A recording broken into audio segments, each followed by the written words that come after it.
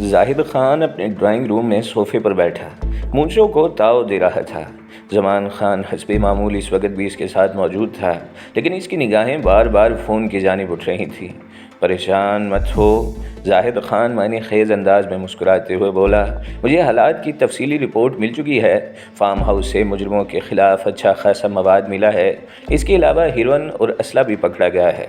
مجھے آپ کی ایک بات سے اختلاف ہے خان، زمان خان نے سنجیدگی سے کہا۔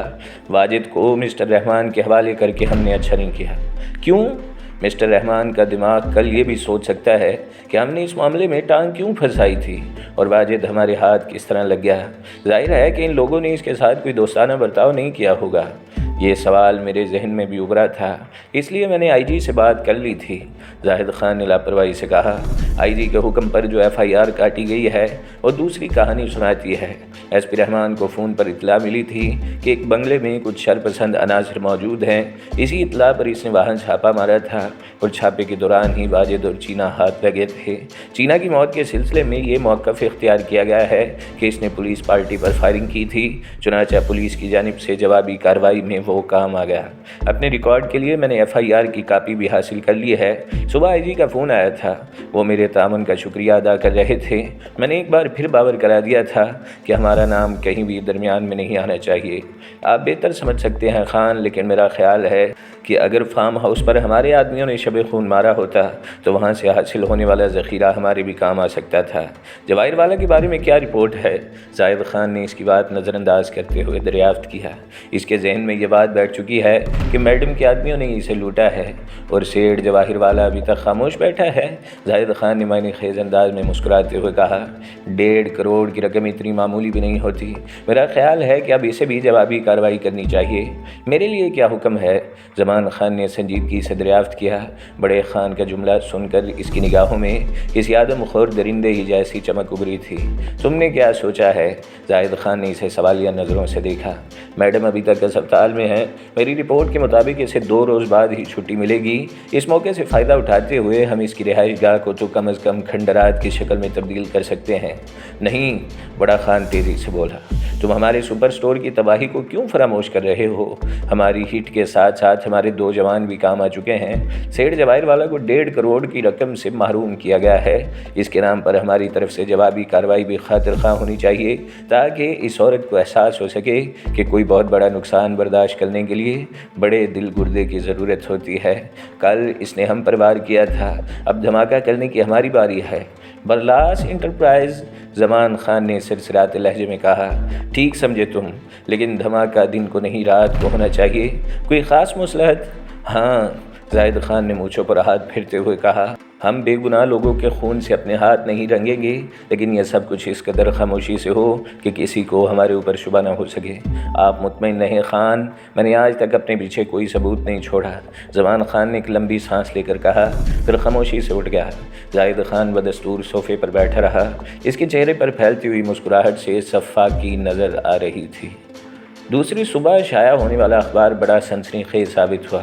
برلاس انٹرپرائز میں ہونے والے دھماکے کی خبر شاید سرخیوں کے ساتھ چھاپی گئی تھی۔ دفتر کے 2 فلور جل کر راکھ کا ڈھیر ہو گئے تھے۔ ملبے سے نائٹ ڈیوٹی پر تعینات گارڈز کی جلی ہوئی لاش بھی برآمد ہوئی تھی۔ مختلف نامہ نگاروں نے اس واقعے کو علیحدہ علیحدہ رنگ دے کر شائع کیا تھا، لیکن ایک بات پر سب متفق تھے کہ اس دھماکے کی پشت پر کسی پرانی دشمنی کا ہاتھ ضروری ہے۔ چند ایک اخبارات نے شہر میں ہونے والے دھماکوں کا حوالہ دیتے ہوئے اسے پولیس کی نااہلی قرار دیا تھا۔ دھماکے کی خبروں کے ساتھ ہی جائے حادثہ کی کچھ تصاویر بھی شائع ہوئیں۔ میڈم برلاس اس وقت بھی اسپتال کے VIP روم میں ہی تھیں جب صبح کے اخبارات نے اس کی دل کی دھڑکنیں تیز کر دیں۔ اسے اپنے ہونے والے نقصان سے زیادہ فکر اس بات کی تھی کہ اس حادثے کی پشت پناہی میں کس کا ہاتھ ہے۔ اس کے ذہن میں پہلا نام سیٹھ جواہر والا ہی گونجا تھا۔ اس کے بعد ڈاکٹر نادر کی طرف بھی وہ گئی تھی، جس کی وجہ وہ فون کال تھی جس کے ذریعے اسے اس بات پر مجبور کرنے کی کوشش کی گئی کہ وہ پہلی فرصت میں ڈاکٹر کو اپنے راستے سے ہٹا دے۔ ان خیالات کے ساتھ اسے فارم ہاؤس پر ہونے والی پولیس ریڈ کا بھی خیال آیا، جس کی تفصیل اسے اخبارات سے زیادہ خود ایس پی رحمان کی زبانی معلوم ہوئی تھی۔ وہ بڑی سنجیدگی سے کسی حتمی نتیجے پر پہنچنے کی کوشش کر رہی تھی کہ رحمت علی آ گیا۔ اس کے چہرے پر بھی گہری تشویش اور الجھن کے ملے جلے تاثرات نظر آ رہے تھے۔ جو کچھ ہوا مجھے اس پر صدمہ ہے میڈم، اس نے میڈم بلّاس سے کہا، لیکن اس واردات میں یقینی طور پر ہمارے کسی دشمن کا ہاتھ ہوگا۔ ظاہر ہے کوئی دوست نقصان نہیں پہنچا سکتا، لیکن سوال یہ ہے کہ وہ کون ہے؟ کوئی ایسی شخصیت جو دو پارٹیوں کے درمیان دشمنی کی جڑیں مضبوط کرنے کے خواہاں ہے؟ میں سمجھی نہیں۔ سیٹھ جواہر والا پر جو اوچھاوار کیا گیا تھا، اس میں آپ کا نام درمیان میں لانے کی کوشش کی گئی، رحمت علی نے کہا۔ ہو سکتا ہے برلاس انٹرپرائز پر حملہ بھی اسی نے کیا ہو اور اس طرح وہ آپ کو اور جواہر والا کو آپس میں ٹکرا جانے پر مجبور کرنا چاہتا ہو۔ کون ہو سکتا ہے وہ؟ خفیہ تنظیم کا سربراہ، رحمت علی نے کہا۔ ظاہر ہے کہ فارم ہاؤس پر کی جانے والی پولیس کارروائی کو اس نے پسندیدہ نظروں سے نہیں دیکھا ہوگا، لیکن اس ریڈ میں میری شخصیت کا کیا دخل ہے؟ میڈم نے جھلا کر کہا۔ ایس پی رحمان اور آپ کے تعلقات بھی دوسرے کے ذہن میں غلط فہمی پیدا کر سکتے ہیں۔ میں تمہارے ایک خیال سے متفق ہوں، میڈم نے ہاتھ ملتے ہوئے کہا۔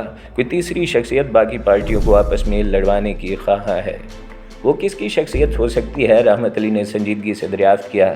کیا آپ کے ذہن میں کوئی نام ہے؟ میں ابھی یقین سے نہیں کہہ سکتی، ویسے ایک بات میں ضرور جانتی ہوں، میڈم کا لہجہ شفاف تھا۔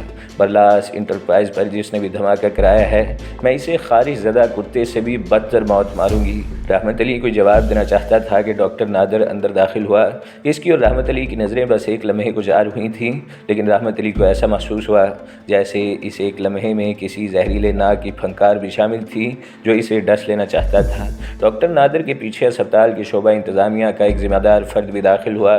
اس نے میڈم سے بڑے مہذب لہجے میں کہا تھا کہ کچھ اخباری نمائندے اس سے ملنے کے لیے آ رہے ہیں۔ نہیں میڈم کی بجائے ڈاکٹر نادر نے ناخوشگوار لہجے میں جواب دیا۔ ان اخباری نمائندوں کو یہ کہہ کر ٹال دو کہ میڈم کی حالت ٹھیک نہیں ہے اور میں کسی کو ملاقات کی اجازت نہیں دے سکتا۔ ایز یور وش سر، انتظامیہ سے متعلق شخص نے جواب دیا، پھر تیزی سے پلٹ کر کمرے سے باہر نکل گیا۔ مجھے آپ کے ساتھ پیش آنے والے حادثے پر دلی صدمہ ہے، ڈاکٹر نادر نے میڈم سے کہا۔ لیکن یہ سب کچھ ہوا کس طرح؟ محبت اور جنگ میں ہر حربہ جائز ہوتا ہے ڈاکٹر، میڈم نے زہر خند سے جواب دیا۔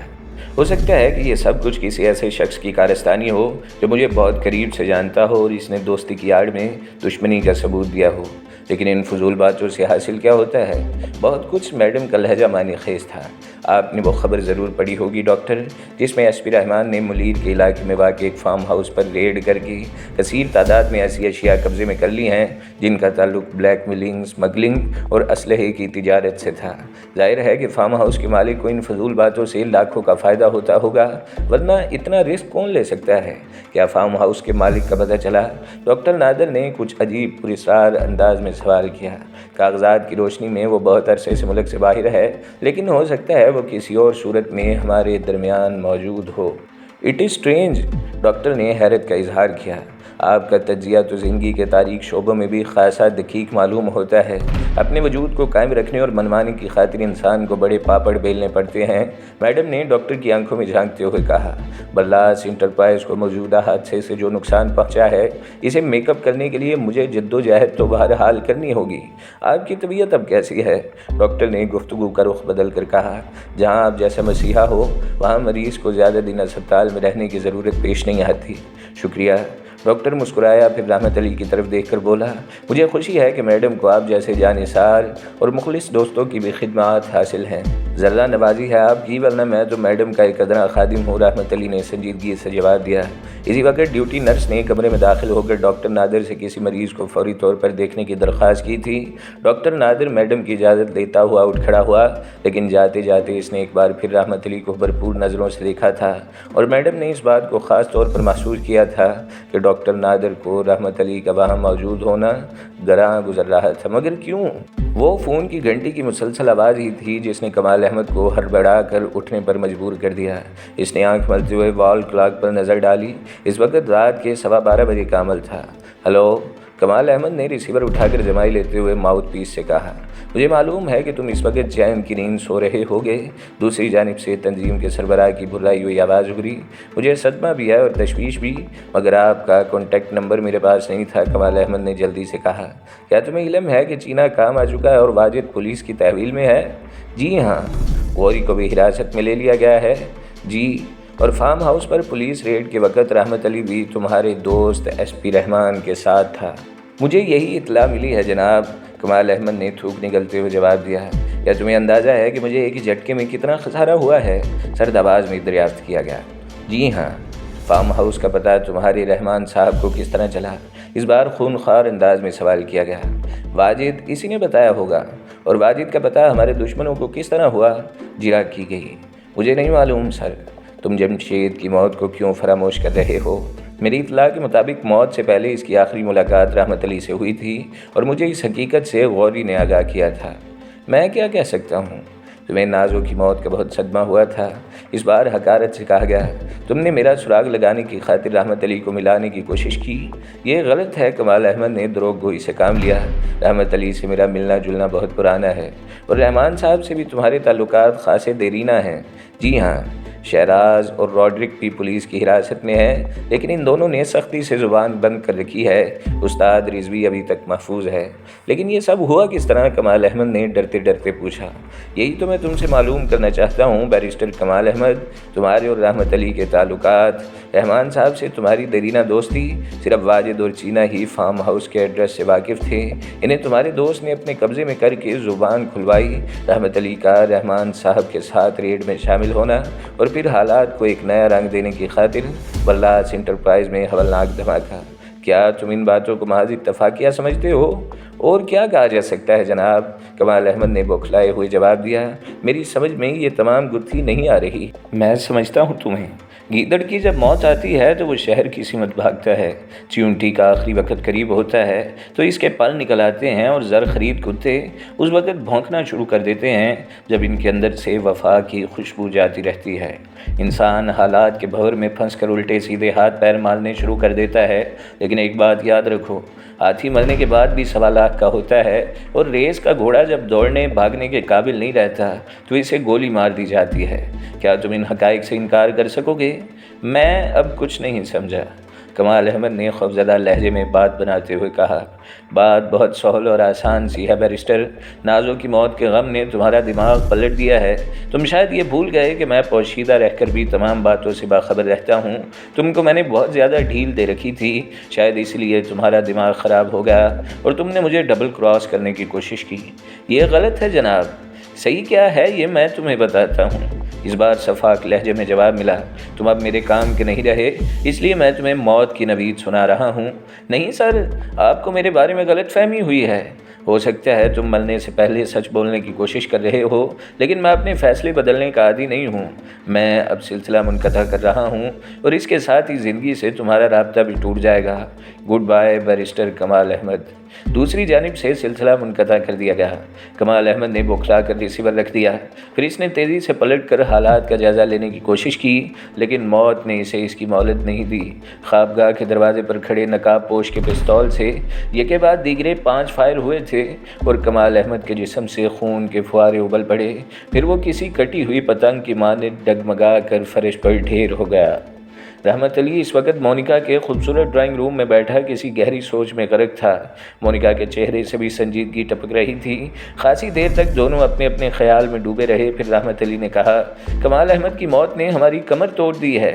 ان کے ذریعے سے ہمیں تنظیم کے سربراہ تک پہنچنے کی جو امید تھی وہ بھی جاتی رہی۔ مجھے قوی یقین ہے کہ کمال احمد کی موت میں اسی کا ہاتھ ہے جو ابھی تک ہماری نظروں سے روپوش ہے۔ مونیکا نے اپنی رائے کا اظہار کیا۔ میرا ذہن نہ جانے کیوں بار بار ڈاکٹر نادر ہی کی طرف جاتا ہے، رحمت علی نے کہا۔ اسی گھر سے ہم نے اپنی سوچی سمجھی اسکیم کے تحت میڈم کو فون پر بدلی ہوئی آواز میں ڈاکٹر کی موت پر اکسانے کی کوشش کی تھی، لیکن نتیجہ 0 ہی نکلا۔ بلاس انٹرپرائز کے دھماکے میں کس کا ہاتھ ہو سکتا ہے؟ مونیکا نے پوچھا۔ عین ممکن ہے کہ سیٹھ جواہر والا نے۔ نہیں، مونیکا نے تیزی سے کہا، وہ سب کچھ کر سکتا ہے لیکن اتنا بڑا قدم نہیں اٹھا سکتا۔ پھر تمہارے خیال میں یہ کس کی حرکت ہو سکتی ہے؟ تم زاہد خان کو کیوں بھول رہے ہو؟ مونیکا بولی۔ وہ بہت گھاگ اور دور اندیش آدمی ہے، ممکن ہے اس نے اپنے ہونے والے نقصانات کے سلسلے میں اب جوابی کارروائی کی ہو، اور حالات کے پیش نظر ہر شخص یہ نتیجہ اخذ کرنے پر مجبور ہو گیا ہے کہ میڈم نے اپنے اوپر ہونے والے قاتلانہ حملے کا بدلہ لینے کی خاطر جواہر والا سے 1.5 کروڑ روپے وصول کر لیے، اور جوابی کارروائی کے طور پر جواہر والا نے بلاس انٹرپرائز میں دھماکہ کرا دیا ہے۔ کیا یہ کھیل زاہد خان کے لیے فائدہ مند نہیں ہو سکتا؟ 1 منٹ، رحمت علی نے کچھ سوچتے ہوئے پوچھا۔ تم نے ابھی تک اس شخص کا نام نہیں بتایا جس نے میڈم کے اشارے پر شیرا اور سمدانی کو ٹھکانے لگایا تھا۔ وہ ہیلتھ کلب کا گرینڈ ماسٹر شہباز ہے، مونیکا بولی۔ بذات خود بھی وہ ناجائز تجارت ہی کا کام کرتا ہے۔ ہیلتھ کلب اس نے محض آڑ کے لیے کھول رکھا ہے۔ بڑا خطرناک اور زہریلا شخص ہے، لیکن میڈم کے اشاروں پہ چلتا ہے، اس لیے کہ وہ اس عمر میں بھی میڈم کے خاص پرستاروں میں سے ہے۔ آئی سی رحمت نے حیرت سے کہا، پھر تھوڑے توقف کے بعد پہلو بدل کر بولا، میرا خیال ہے کہ ایس پی رحمان نے فارم ہاؤس کے ریڈ کے موقع پر مجھے ساتھ لے جا کر حماقت ہی کا ثبوت دیا تھا۔ کمال احمد کی موت اسی سلسلے کی ایک کڑی ہے، اور اب تنظیم کا سربراہ میرے خلاف بھی کسی انتقامی کارروائی سے گریز نہیں کرے گا۔ پھر تم نے کیا سوچا ہے؟ مونیکا نے اس کی آنکھوں میں جھانکتے ہوئے پوچھا۔ ڈاکٹر نادر، میرا ذہن ایک بار پھر اس کی شخصیت کے پس پردہ تنظیم کے سربراہ کی نشاندہی کر رہا ہے۔ ہمیں بہرحال اپنے شبے کی تصدیق کی خاطر ڈاکٹر کے خلاف کوئی قدم اٹھانا پڑے گا۔ تم نے کمال احمد کی موت کا گہرا اثر لے لیا ہے، لیکن میں تمہیں کسی جذباتی انتقامی کارروائی کا مشورہ نہیں دوں گی۔ ہمیں لڑنے سے پہلے بہت پھونک پھونک کر نپے تلے قدم اٹھانے ہوں گے۔ کیا تمہارے ذہن میں ایسا کوئی نام آتا ہے جو تنظیم کے سربراہ کی شخصیت سے واقف ہو؟ رحمت علی نے بڑی سنجیدگی سے دریافت کیا۔ نہیں، میں ابھی یقین سے کچھ نہیں کہہ سکتی۔ ایسی صورت میں میرے لیے صرف ایک راستہ باقی رہ جاتا ہے۔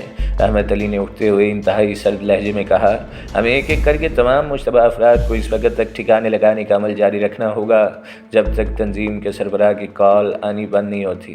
تم جلد بازی کرو گے، مونیکا بولی، ابھی اس کا وقت نہیں آیا۔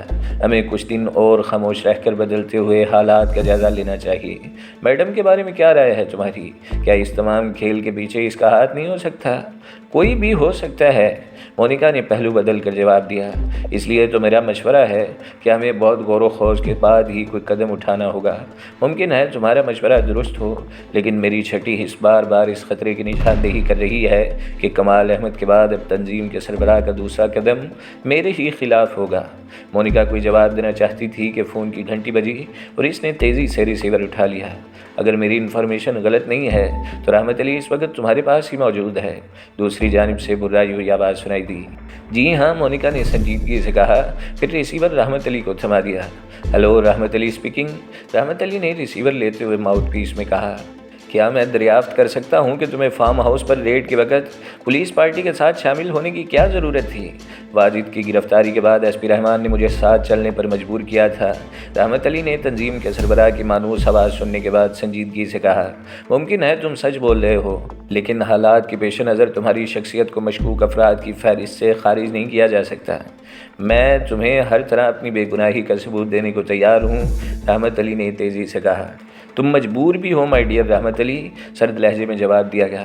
میں کسی قسم کا رسک لینے کا عادی نہیں ہوں، اس لیے کمال احمد کو ٹھکانے لگا دیا گیا، لیکن تم میرے کام کے آدمی ہو، اس لیے میں نے تمہیں زندہ رکھنے کا فیصلہ کیا ہے۔ ویسے بائی دی وے، اگر میں تم سے یہ کہوں کہ کسی شخص کو میرے اشارے پر گولی مار دو تو کیا تم میرا حکم مان لو گے؟ نہیں، رحمت علی نے جواب دیا، کسی شخص کو موت کے گھاٹ اتارنے سے پہلے میں اس کی معقول وجہ دریافت کرنا ضروری سمجھوں گا۔ تم ایسا نہیں کر سکو گی، اس لیے کہ تمہارا بیٹا اکبر اب میرے قبضے میں ہے، اسے یرغمال بنانے کی خاطر ہمیں تمہارے ڈرائیور کو راستے سے ہٹانا پڑا تھا۔ اس کی لاش تمہیں اکبر کی درسگاہ کے قریب والے پارک کی جھاڑیوں میں مل سکتی ہے، اس بار سرد لہجے میں کہا گیا۔ نہیں، تم ایسا نہیں کر سکتے، رحمت علی دیوانوں کی طرح چیخا، اس کے لہجے میں وحشت عیاں تھی۔ ایسا ہو چکا ہے مائی ڈیئر، اور اب تم میری دوسری کال کا انتظار اپنے گھر جا کر کرو۔ سربراہ کی جانب سے رابطہ منقطع کر دیا گیا اور رحمت علی مونیکا کو حیران اور پریشان چھوڑ کر دیوانوں کی طرح دوڑتا ہوا اس کے ڈرائنگ روم سے باہر نکل گیا تھا۔